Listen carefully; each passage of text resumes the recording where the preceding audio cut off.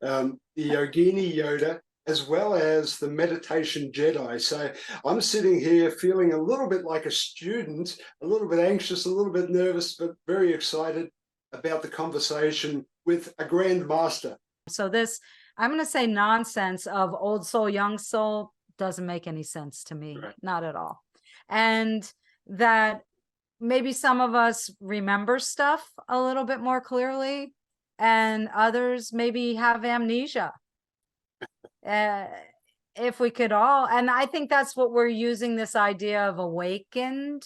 I think the easiest way to describe holistic is in contrast to Western medicine. Western medicine is shoot and destroy. Identify target, shoot at it.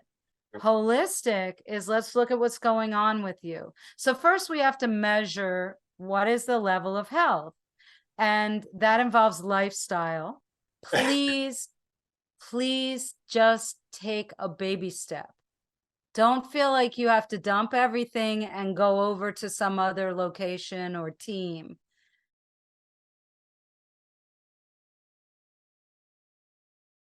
All right. Hello, Team ET. Such a pleasure to be back with you today. We're inching ever closer to the end of 2023. And I know for many of you, this is a season or a time of the year that signals probably an opportunity to slow down just that little bit, perhaps even take some weeks off, grind, get rid of that constant grind and perhaps rest and recharge, or at least I hope so. So with that in mind, I'm super excited and happy that we're able to welcome today's guest, who's an expert in guiding individuals to reclaim that inner, and I want to say outer harmony, as well as strengthen their health and well-being. So, Ambika Devi, I wanted to say namaste. Welcome to Namaste. the ET project. First of all, I love that it's called ET. UFOs and extraterrestrials, always a fascination of mine. And the idea that we go beyond what we perceive as this fleshy temple that we live inside of, Wayne. Right. So thank you for having me as a guest. Yeah. So just so that we haven't scared all our listeners, we know that ET actually stands for executive talents, right? Some of you may be extraterrestrials, of course, for the most part. Well, as you learned in the green room with me, Wayne, I do like to make people laugh. So I feel that I think that's why laughter yoga exists, because we can get so serious and we can get the mind so tangled up in things that we forget that that is a part of the joy and healing that can help soothe and calm the energy. And if you noticed, I said the mind. The mind is perceived from my tradition to be exterior. I know a lot of us grow up kind of thinking the mind's inside of our skull, in our brain, but I really see that as a computer hard drive that downloads and a processor that processes information. But the mind is perceived in the yogic tradition to be exterior and to be unified, that we all have the ability to tap into it. Okay. Very nice starting point. And you have a couple of, I want to call them nicknames, but you may not be so much of a nickname. You're known as the Yogini Yoda. Now, I was going to say the female Yoda, but you corrected me on that. So the Yogini Yoda, as well as the meditation Jedi. So I'm sitting here feeling a little bit like a student, a little bit anxious, a little bit nervous, but very excited about the conversation with a grand master. All right, so a grand master in mind, body, and spirit. So thank you for being on the show. I'm really looking forward to our conversation. Me too. Actually, the idea of being called Yogini Yoda came from a student who and I taught university level for 21 years. I taught holistic health, and I've been a teacher of yoga and meditation since 1977. I started meditating in 1966. So, and we did establish that I will be 64 this month of October 2023. So yeah, I mean, I've been at this for this entire lifetime. I was gifted the opportunity to be around people that taught this to me. And when I was very little, I was taken out of public school for several reasons and placed in a pilot reading program because I hadn't been learning how to read, and go figure, now I'm an award-winning author. So I've had a few obstacles when it comes to writing. I was not the world's greatest speller. Because I was a safety, that I don't know if you have those in the other countries, when it's a crossing guard, when you're going to school and you're walking across a street, and I was a little kid crossing guard, and I missed spelling class in second grade. Wow. So already first grade I had trouble, and then by ninth grade I had a teacher tell me, "You're never going to amount to anything." This was an English teacher, everybody. "You'll never amount to anything because you can't spell." Well, she didn't know I'd have a computer with a spell checker, nor did she know I'd eventually hire editors. and over time, actually, the spell checkers have helped teach me. And really, you don't have to be a perfect speller to be a writer. There's ways to get help with that. So I'm grateful for all of those opportunities, because in coaching clients, and I ran into this earlier today, I talk to people about relationships and communication a lot, Wayne.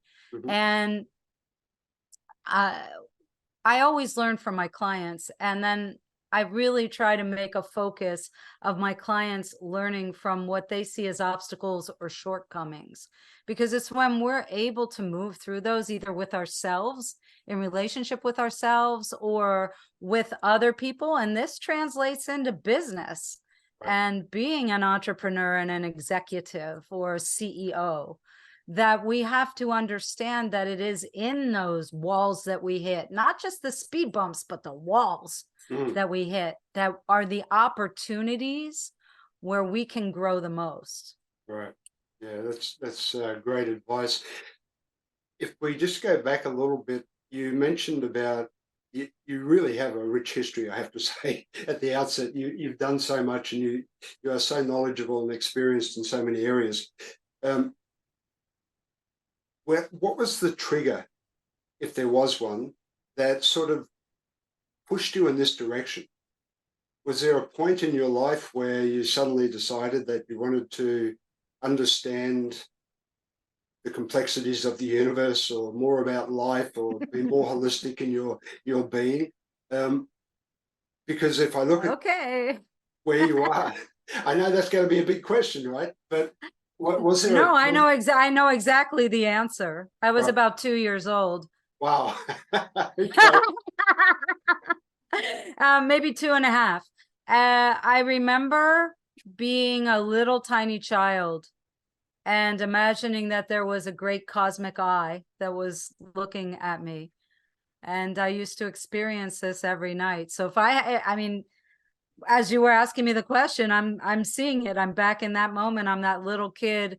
I grew up in a more northern location. I live in the subtropics now, but it was cold. It was wintry. We had baseboard heaters. And I remember in my room, I sometimes would take a blanket and huddle up against the baseboard heater if I wasn't so sleepy that I could go right to sleep. And I remember just having these experiences of feeling like I was at the bottom of a microscope or a telescope, being watched by a great cosmic eye. And I've made eyeball art all my life, just and then if I look at nebulas or images of the cosmos, or the beautiful paintings of all these different ancient cultures that have maybe third eyes, or the eyes of Buddha, or come on, I mean, the wheel with the electric, it's always been in me. I was born this way.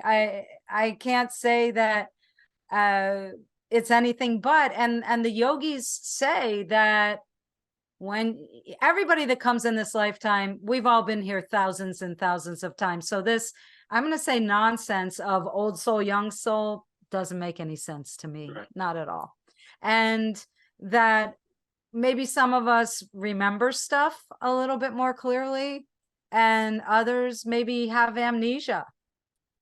If we could all, and I think that's what we're using this idea of awakened.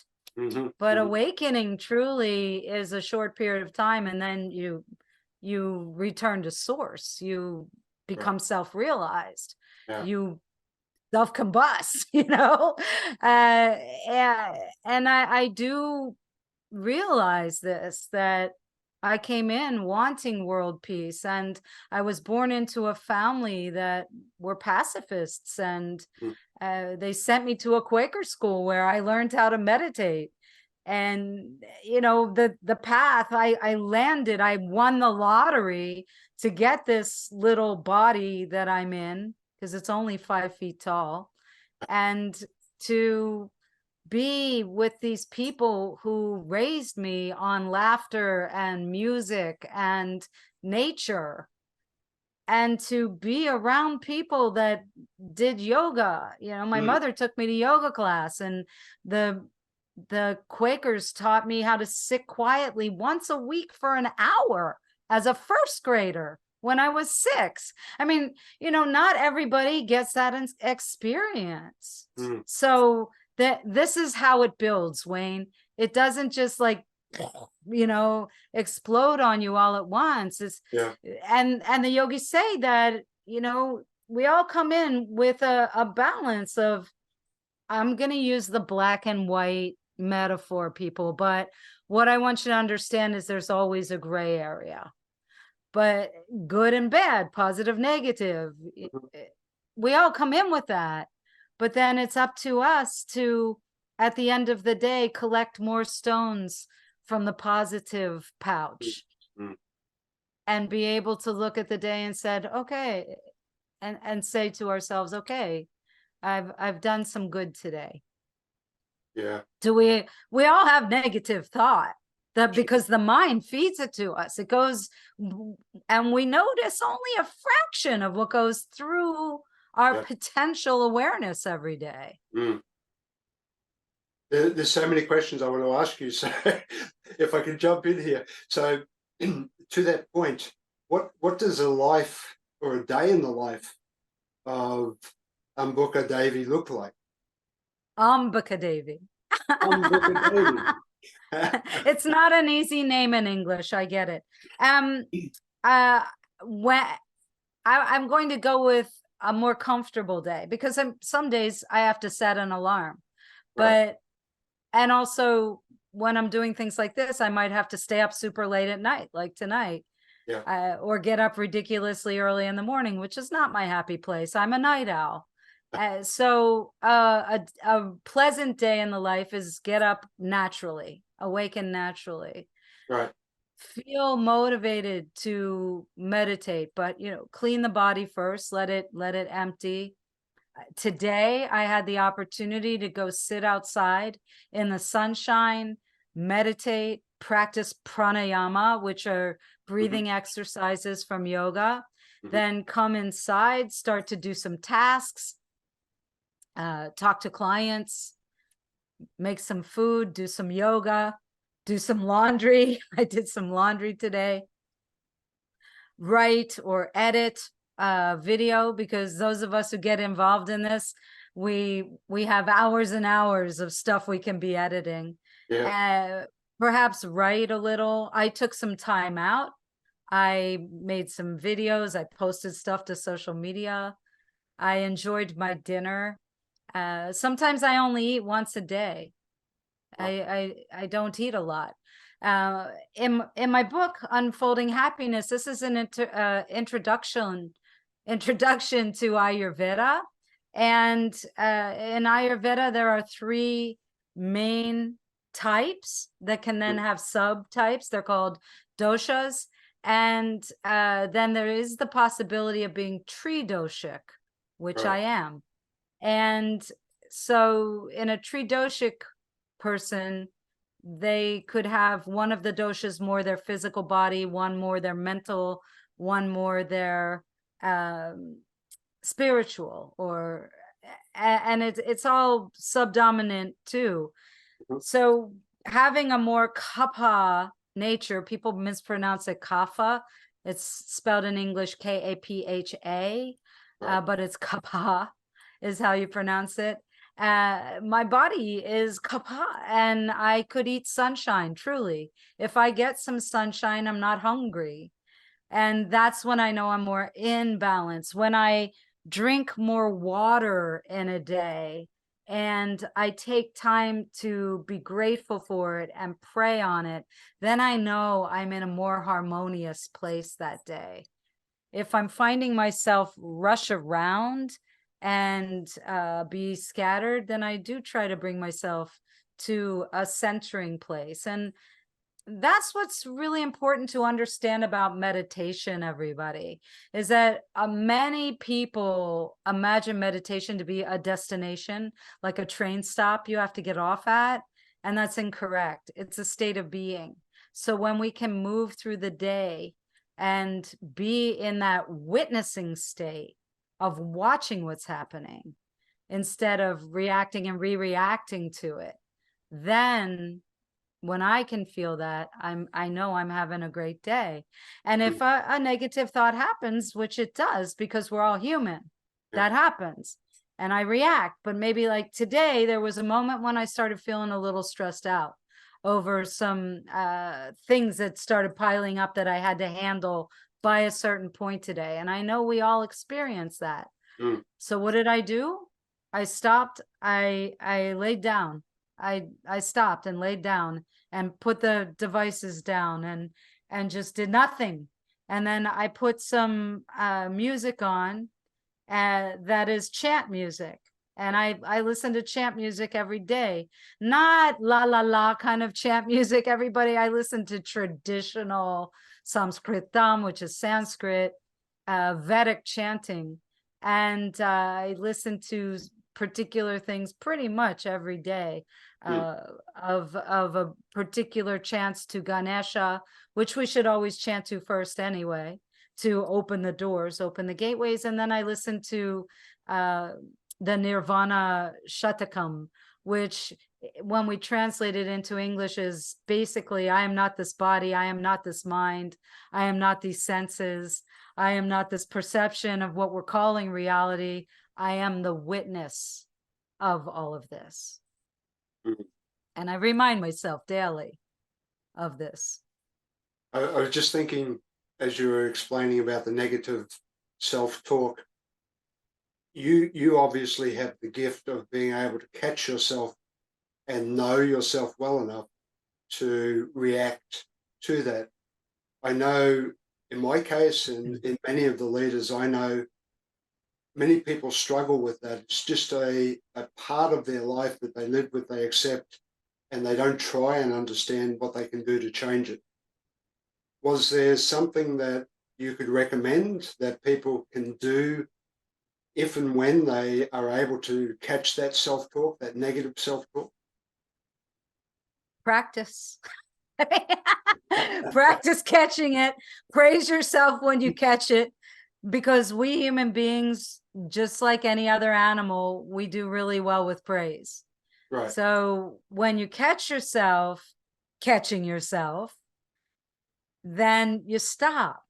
Right. I used to work as a musician. I've had a gazillion different vocations in this lifetime. I almost put a career counselor in a coma when I was in my 30s, when she asked me, tell me every job you've had and the name of the manager and how much you made. And after about a half hour of starting at age 14, going to about 16, she said, stop. Just do the last year. Very good. So having an accountability partner, there's different types, just like I talked about in the physicality of Ayurveda. There are different types. We say type A personality, right? Well, that's going to be much different than somebody in a depressed state. You know, everybody wants to be loved. And the thing that I find myself saying to people every day is, you're asking about, does this other person love you, or are they thinking of you? Guess what? You have to measure it against how much you love you. You can only feel and experience the height and love and level of love from others that matches the height and level of love you have for yourself, which is what I was really getting at in this book, which is Cupid is a Bastard. Because this happened after my mother died, and then the lockdown happened. Okay. So I was living alone with no pets, no children, and I had to find that level of self-love every day and not be freaked out by what was going on. Because look, I can survive without constant feedback and stimulation and physical touch, and I can definitely do the loner thing real happy, no problem. Creativity is my lover. Writing is one of my lovers. Yesterday, I think it was yesterday. Yeah, it was yesterday. In the morning, I put on some opera, and the next thing I know, I'm doing ballet all over the house. You know, I'm doing these ballet moves. And then I went out roller skating.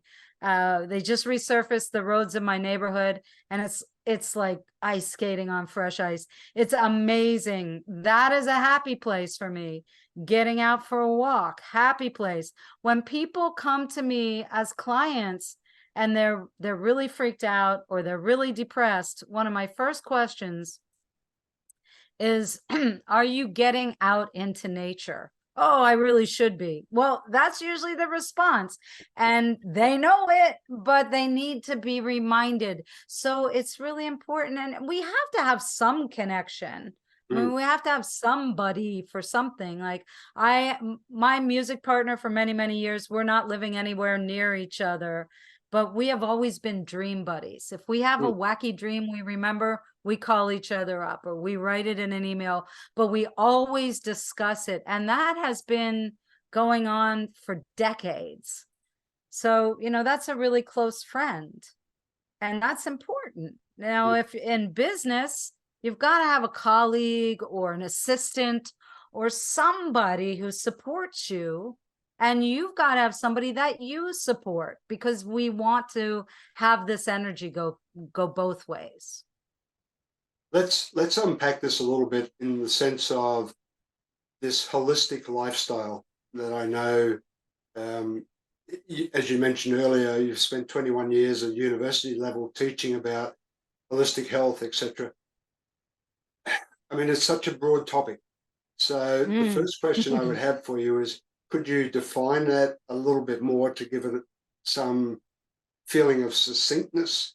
And then the second question is, what part of that should we discuss further to really help our listeners who are leaders, most often in a high stress environment, probably feeling anxious, probably feeling a degree of burnout? What should we talk about within your practice under this banner of holistic lifestyle? Big question. Holistic lifestyle. Yeah. I mean, wow. Well, holistic is in relation to the whole, the greater. And teaching holistic health is also an integration of mind, body, and spirit. Right. I worked as a practitioner for many, many years. I took the lab coat off and started just doing talk therapy, because I realized during those years that dis-ease happens in the mind before the body, because that's what makes us make the choices that we do. It's most unfortunate, but people would often come to me when it was getting too late to make any big changes. I just recently had a dear friend call me up at the beginning of September, and she had asked to be taken to the ER because of symptoms she was having, and then was diagnosed as diabetic. And she called me the next day and said, help, And so, of course, I jumped into helping. And after intaking information, I said, I don't think you really have diabetes. And by the way, it's my perception that that's actually a parasite infestation. Now, human beings don't like to think of parasites. And so, uh, interestingly enough, her husband is an exterminator. He takes care of critters in the house, right? We're in Florida, there's bugs and other things, you know, anywhere you live. And I just discussed with him, now that she is getting so much better in such a short amount of time, what did we do? We changed a few bathing habits. We changed eating habits. We also did a therapy protocol to begin to cleanse the body out. But the thing is, and what she's been telling me in these weeks, because it hasn't been that long, that she is so grateful that I'm here every single day if she has questions. And so I think the easiest way to describe holistic is in contrast to Western medicine. Western medicine is shoot and destroy, identify target, shoot at it. Holistic is, let's look at what's going on with you. So first we have to measure what is the level of health, and that involves lifestyle. Lifestyle is your sleeping habits, your eating habits, your environment habits, because actually diet, which is another pillar of health, is what are you taking in media wise? What is your environment like? I was talking to a client earlier tonight who was upset because she has to go clean out her mother's place, who is a hoarder. And I said, look, you know, when somebody gets to that place, it's because they are afraid that they won't have anything. And it usually comes from earlier in life when they didn't have anything. And it could be from different ways. And this can translate into business and sleep. Remember, I said earlier, if I wake up and I feel really great, well, that's because I had a really great night's sleep. But so many people are forced to get up at a certain time and their body is never fully resting, you know, or they're awakened all through the night. You know, my friend who I'm helping, she was waking up 5 times a night to pee. That is a definite, that is not normal. And now, after just a few weeks of the protocol I have her on, and mind you, it doesn't taste nasty. She'd be the first to admit it. It's easy. It's not having her attached to a porcelain monument, but we do have evidence of things being passed out of her. I'm going to do this politely.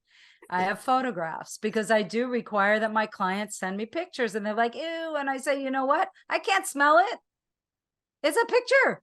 I can't diagnose it if you can't show it to me. You know, because I taught pathology, I taught herbology, I taught aromatherapy before anybody knew what it was. I taught joint manipulation, muscle massage, all sorts of things, and pathology and shiatsu, and you know, a lot of stuff. And there are different teachers that I've had the good fortune of studying with, like Peter Dotamo, who wrote Eat Right for Your Blood Type. So when it gets into holistic with me, it is vast. And I can get people who are acupuncturists to get in denial, because I showed some pictures to a buddy who's an acupuncturist of what's going on with this client, and what we have proof, living proof, next to a dime, which is a coin in my country, to show the size. And she thought it was a freeze-dried specimen that I got from like a specimen museum. I said, no, that came out of my client this morning, just like that, not washed off. And she went silent. Haven't heard from her since. So the thing is, people, our modern medicine is not addressing this because they're going after symptoms and they're not going after root cause. And the bottom line is, if you've ever seen an ant in your house, if you've ever taken your pet to the vet and had it dewormed, then my question is, why aren't you doing that for you? And that's causing a lot of psychological issues, physical issues. And that's just one tiny bit, Wayne, about holistic health. So back to it is like, you know, how did you sleep? how did you digest this morning? And then what's going on in your environment today? Are you listening to like music, or are you outside listening to the wind and the insects and the birds? You know, that this is lifestyle. You know, what are you doing with your day? Are you taking time out? Are you going out and getting a bit of sunshine? Are you drinking clean water? Are you bathing twice a day, in the morning and the night, because you want to wash off the sleep when your body is detoxing and regenerating? Even just a rinse off. You don't have to get crazy with the soap. And then at night, do a rinse off, because you'll sleep better. It's so easy. And then when it comes to food, which is what people think diet is, there are many, many different choices. But what I teach my clients is you've got to figure out what's right for you. And we can take a lot of things into consideration. What's your dosha? What's your blood type? Are you a secretor or a non-secretor? You know, where are you at? What were you born like? There, and then I can start to make recommendations, and I make little tweaks. I think the biggest thing that freaks people out is I'm going to tell you stop eating. You can't eat anything you want. You know, Peter, when I studied with him, he used to say, look, if nothing's going on, you can ignore all this stuff. But if you've got symptoms or something's going on, you might want to pay a little attention to this. And that's my attitude with clients. The two things that you're probably extremely well known for, at least in my research of you, is meditation and yoga. You have a lot of academic background and research, etc. In this area. You mentioned, I'm going to say it wrong for sure, but pranayama. It's darn close. Prana is life force energy. Right. Yama has, and the words in Sanskrit mean different things, but pranayama is the way to tame the energy of the body. Just think of it that way. Okay. And it's breathing exercises. Right. So you combine meditation with that practice. It's actually the best way to get in the state of meditation. Yes. Is practicing breathing exercises. So to do the two that I would recommend are Kapalabhati, which is a forced exhale followed by a passive inhale as a particular practice, and then alternate nostril breathing, where there's particular counts and there's cessation of the breath. And in Kapalabhati, you do 3 rounds, and there is a cleansing breath and then an inhale and a hold. It's in those holds that we begin to notice that the mind can't chatter. There is no vritti, we call it. There's no mind waves. There's no ripples. Maybe you've heard meditate and make your mind as smooth and glassy like a calm lake. What? Like, what does that mean? But if you practice pranayama and you practice these cessations, you begin to become familiar with that glassy lake quiet. So think about a little kid pitching a tantrum. You ever see a little kid pitch a tantrum? I know everybody has. Maybe it was at the grocery store. And I see many adults pitching tantrums as well. So they do that too. But the reason why I'm using a little kid as an example is because sometimes little kids will just naturally hold their breath and even start to turn red. So we're born knowing that if we're in the midst of chaos, if we hold the breath, then we get a calmness. And that's why when a little kid has a situation like that, they'll turn it around and start playing again like nothing happened. You all have that ability. We all do. But in the practice of pranayama, we become more aware of it. And practice gets you closer to perfect. I can't promise it will make you perfect. But each time we do it and we get it right, that's a good time to say, well done, me. And give yourself a pat on the back, or even write it in your journal, well done, and your name.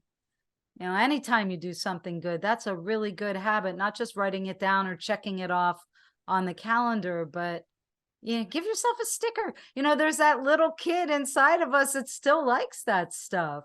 And the exercises of yoga, people think it's to become flexible. That's true. They think it's to stretch. Yeah, that's partially true. But really, what those postures are all about is to lubricate the joints so that you can sit in meditation. But remember what I said earlier. Once we learn how to sit in meditation, then we need to be able to get up and walk and behave and interact in the state of meditation, right, and be the witness. Because the first reaction to any situation is for free. You're a human. That's part of being a human. It's your choice to react. And that's where we create pain and thought loops. And so I do help people identify thought loops and then create a method to annihilate them and stop them. Is there a typical time? Is it like every day for an hour that we need to be practicing this type of thing, or is it individual needs to have their own specific approach? You mean for meditation? Yeah, for the whole practice. So whether it's meditation, whether it's combining that with the breathing, like I mean, the type A personalities, the more pitta, if we're talking doshic, they need a regimen this time of day for this many minutes. They want that. Kapha, go sit in the sun, maybe and then you'll probably feel inspired. Vata, as long as they're warm and they've got water and they're eating, the Vatas have to eat more regularly, little tiny meals all through. They're the ones walking around with little bags of snacks and food. And they need more, they burn it more. Pitta is more, we're going to find more type A personalities in the Pitta group. Okay. So the thing is, I know we want to have a blanket answer of like, this is the way it works, but the fact of the matter is we have to find what works for me. We have to find what works for you. And if you can't find it, I'm here to help you find it, and identify it. And it's through questions and watching you. I can usually hone in on it pretty dang quick from all these years of experience. I mean, I'm now in my, have 47 years of coaching and counseling people. So, I got little experience in it. But what works for you? I mean, I stand on my head every day. I get in the plow position every day.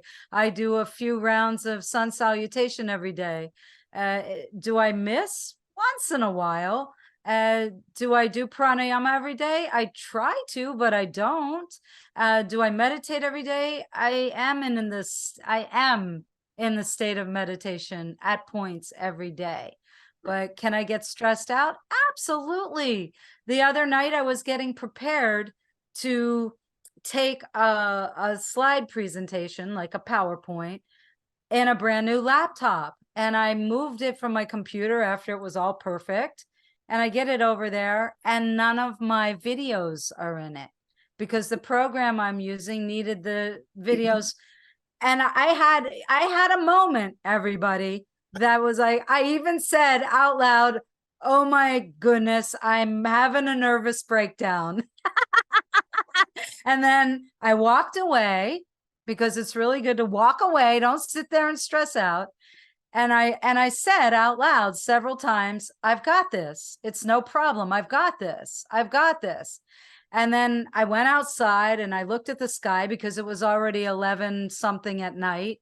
And I looked at the sky and I relaxed. And then I came back in and I figured it out and I moved the videos over. But at first, when I started looking for the videos, I couldn't find them because I was stressed out. So this is the same for everything. I had a music coach when I was in my 20s named Art Weinstein, and his words still ring true. Now, he was talking about physical pain, but this is true for any kind of pain, because I don't even remember how the conversation came up. But he said, when you hurt yourself, the first thing you do is lie down and be still. And I thought, wow, sometimes I don't do that. Like you're walking across the room, you hit your leg or your toe on a piece of furniture that is there. And you've got all these negative thoughts. I'm pissed off that I did this. It hurts. I can't believe I did this. You're disrespecting yourself.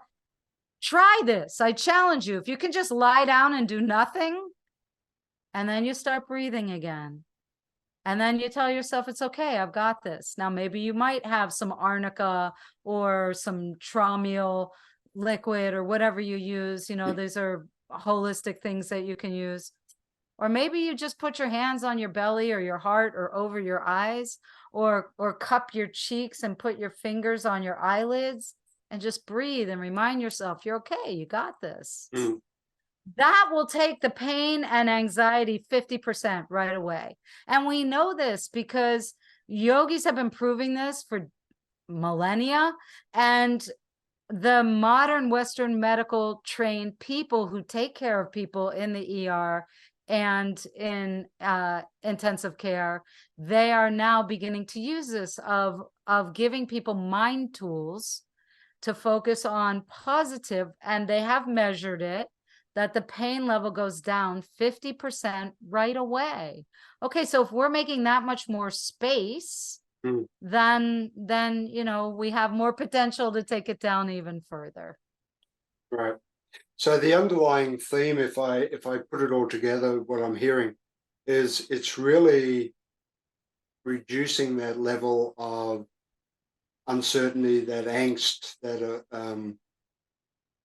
and bringing that calm into the mind so that things can start to rebalance. Is that too simplified? No, it's not too simplified at all. You can be as simple as you want, but even more simplified would be notice that you're re-reacting and choose to stop re-reacting to the original reaction. Right. That's it. It's easier said than done. It's, and it takes practice. It takes practice. And intention, I guess. So you need to want to do it.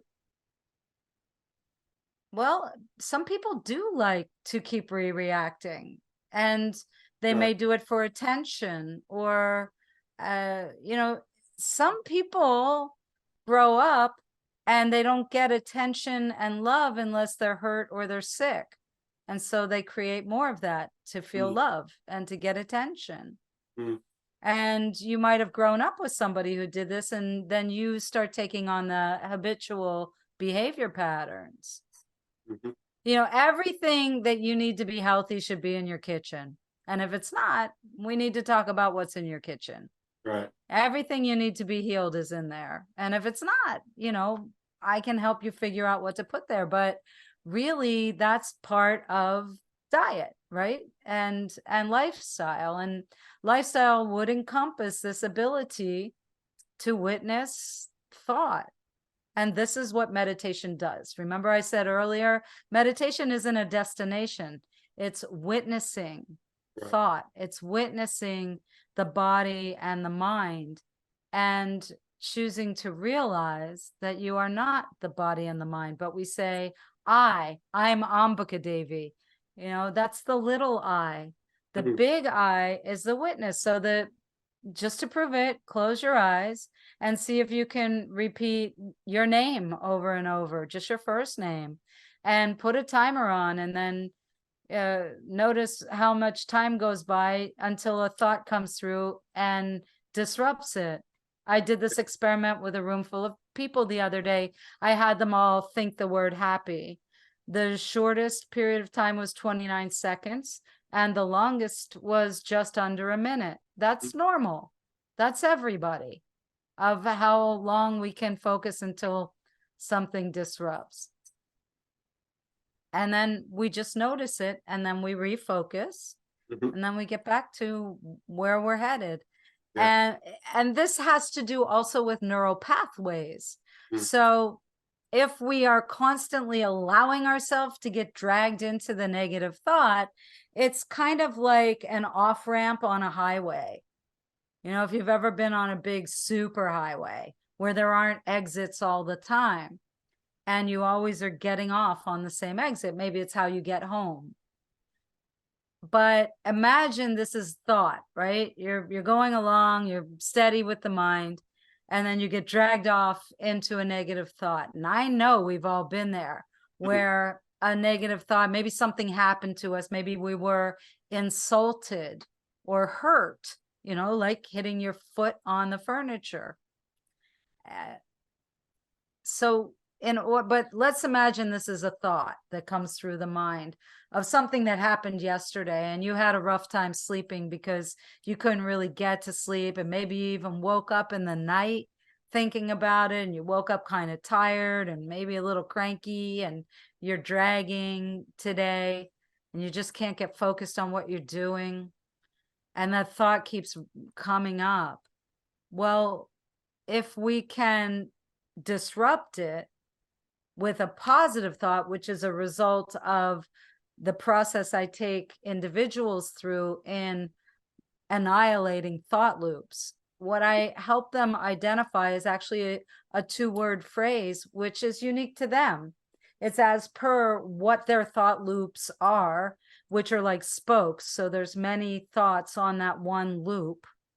And they trigger each other. So any of those thoughts could trigger the whole loop and cause it to keep going around and around. And then I help them identify the opposite and then create and reduce it down to a two-word phrase. It would mean nothing to anyone else, but it works so poignantly for individuals when you do this process with me, that I've had clients actually tattoo it on their body so they remember to say it out loud.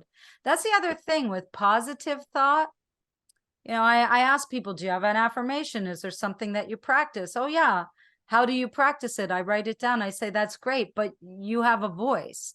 If you have a voice and you can vibrate your sound in your chest, then it's more potent coming out of your mouth, not just for the vibration in the chest, but it circulates back into your ears. And when you write, that doesn't occur. Now, if you write and say it at the same time, then you're bringing eyes into the equation. Then you're taking it in through one of the other 5 gates. Right. 5 gates meaning the senses. The senses. So yes. you're using touch, you're using sound, you're using your voice, you're using your eyes, you're working with more energetic possibilities. You talk about sleep as well quite a lot, listening to you at the moment. You have a course that I've seen called End Sleep Envy. Stop telling Yes. 2 a.m. your secrets. I love the tagline, stop telling 2 a.m. your secrets.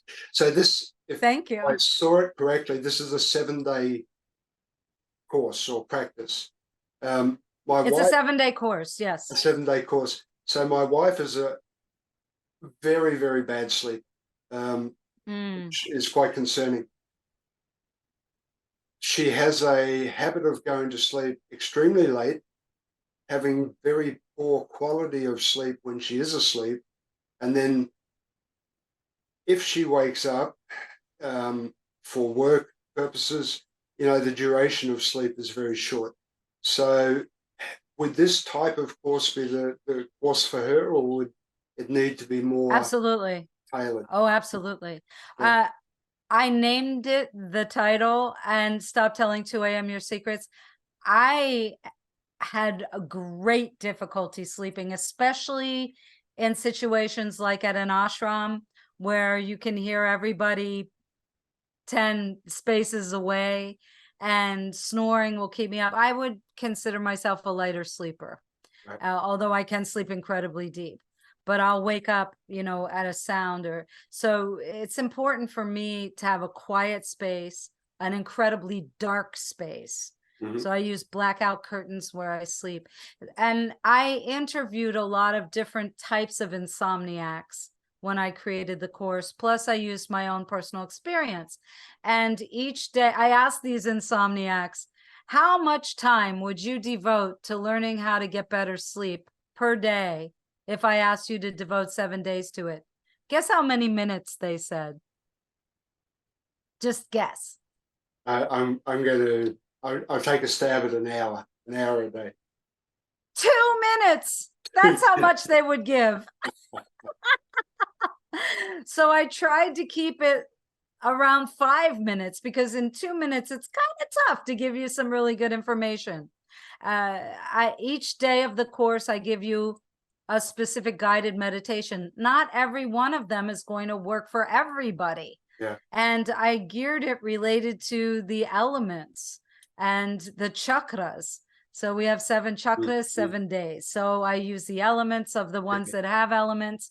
And these are proprietary. You can't find these on my podcast, because on my podcast, there are guided meditations to help you sleep. And those are free. You can go get them right now and listen to them as much as you want. The course also has some talk about the different techniques that I've used, and also what I learned from other people who had trouble sleeping that ended up finding a way to sleep. I also, as an elder female, went through menopause, and that changes things.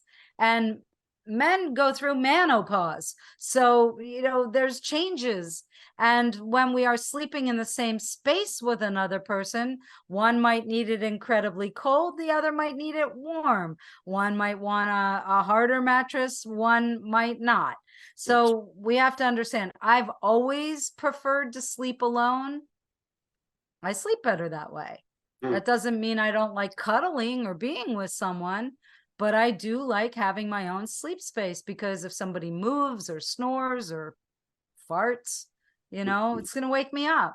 And that's disturbing. And I think we all can agree that when we can go into sleep and sleep all the way till the next morning, we wake up feeling more refreshed, because we have 90-minute sleep cycles where we go into certain levels of dreaming, come out of it. And so somebody who's a really light sleeper, if we're catching them at the end of that 90-minute phase, then it's difficult for them to go back into sleep. And I understand it's tough. And then I'm sure everybody can agree, if you are a late nighter like me, and then you have a gig where you have to get up really early, and another thing, here's a tip. Don't have anything plugged in around your bed. If you have stuff plugged in around your bed, unplug it. Especially if there's plugs under your bed, or don't run an extension cord under your bed. And how many of us lie in bed and read? I don't do it anymore. I used to love to, but honest to goodness, I unplugged everything. I still have those lights in the walls, but I unplugged. They're not connected anymore. There are things that are plugged in, but they're not right under my bed or right next to my bed. And I don't bring a cell phone into my bedroom unless I have to awaken, but I have it in airplane mode and do not disturb, but still, if I know it's there, I'm not sleeping as deep as if it's in the other room 30 feet away or more. So electronics are a big no-no. Oh my goodness, don't have a router in your bedroom. And I feel for you if you live in a tiny, tiny home and you have no choice. But try in that little space where you're sleeping to just try not to have electronics. And why do we cover ourselves? Not because we want to stay warm. Of course, in a lot of cases it is, but it's because any light that gets on the skin while we're sleeping will affect our ability to get into that deep state of sleep. So all of this is from research and from, personal experience and interviewing people. It's such a fascinating subject, the whole holistic lifestyle area. I'm conscious of the time. So as we look at wrapping up, is there any final suggestions for how people might approach living and maintaining this lifestyle? Like, I know we've really just scratched the surface. We could have spent hours talking deeper and deeper, but is there any tips that you would suggest to help people maintain that type of lifestyle? I know you're going to say practice.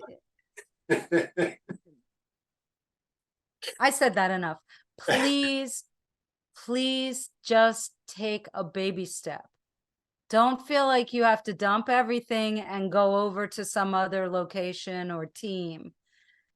Every little incremental movement in a more positive direction. You know, don't feel like you've got to drink more water, but maybe just a little more water. Don't feel like you have to give up all your creature comforts, but maybe evaluate, are they really healthy for me? You know, the same thing goes for food. If you can't pronounce it, don't eat it. And if you don't want to eat it, don't put it on your skin.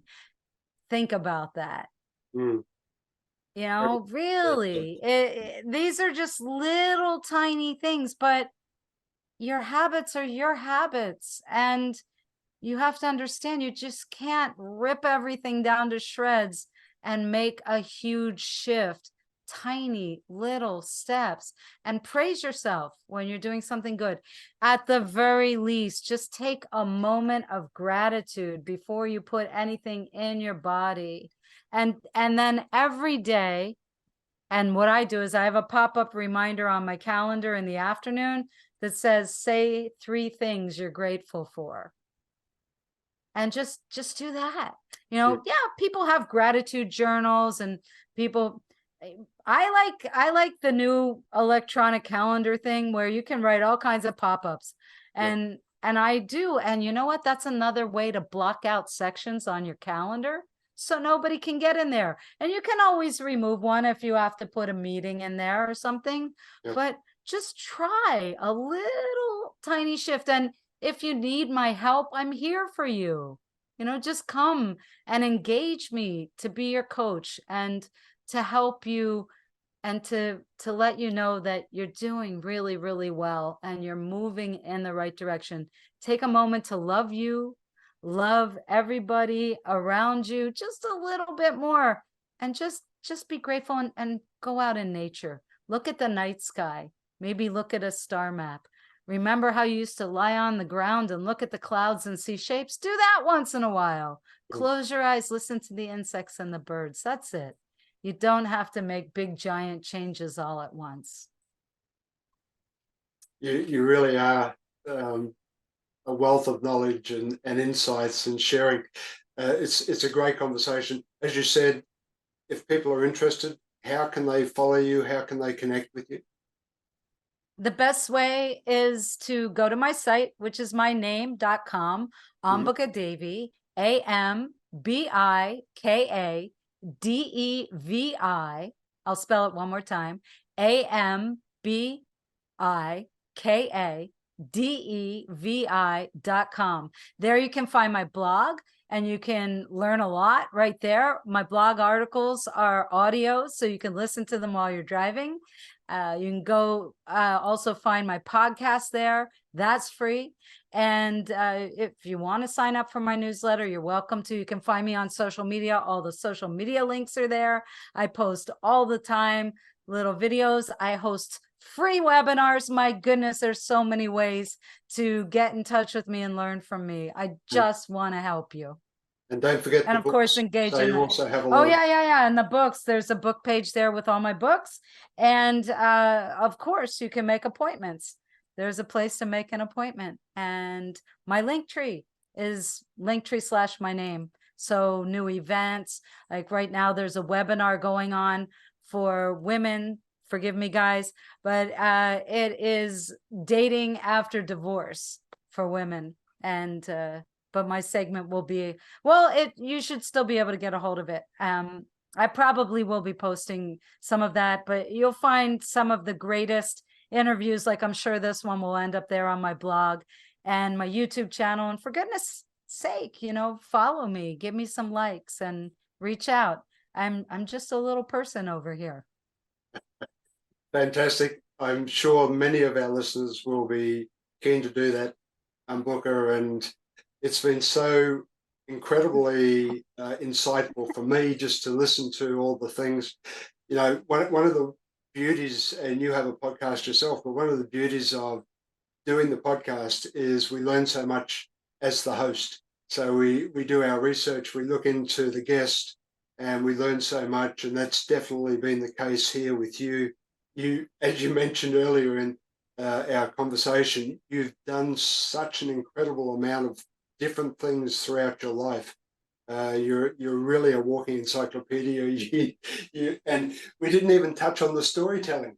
You're a fantastic storyteller and communicator. So there's so much we could have spoken about, but it's been wonderful having you on the show on the ET Project. So Ambika Devi, thank you. And hopefully I've got it right at the end. Ambika Devi, thank you. It's Ambika, Ambika, Ambika. Oh, dear me.